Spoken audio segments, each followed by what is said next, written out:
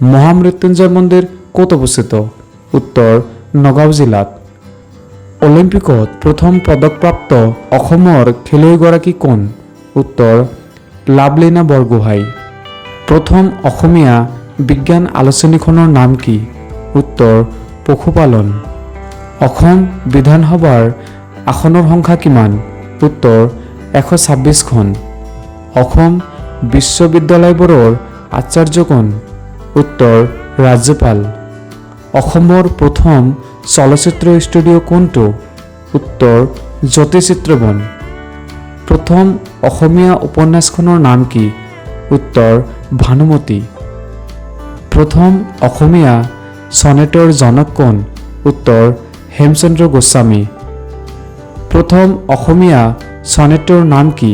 উত্তৰ প্ৰিয়তমাৰ চিঠি। মহাভাৰত কোনে অসমীয়া পদ্যত ৰচনা কৰিছিল? উত্তৰ ৰাম সৰস্বতী। বৈষ্ণৱ যুগৰ শ্ৰেষ্ঠ কবি সাহিত্যিকগৰাকীৰ নাম কি? উত্তৰ মহাপুৰুষ শ্ৰীমন্ত শংকৰদেৱ।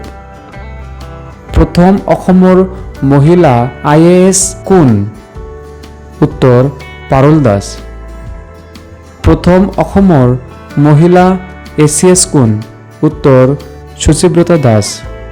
আশা কৰোঁ ভিডিঅ'টো ভালে লাগিছে। ইয়াৰ পিছত আৰু ভিডিঅ' পাবলৈ আমাৰ চেনেলটো ছাবস্ক্ৰাইব কৰক আৰু লগতে বন্ধু বান্ধৱীক শ্বেয়াৰো কৰক। ধন্যবাদ।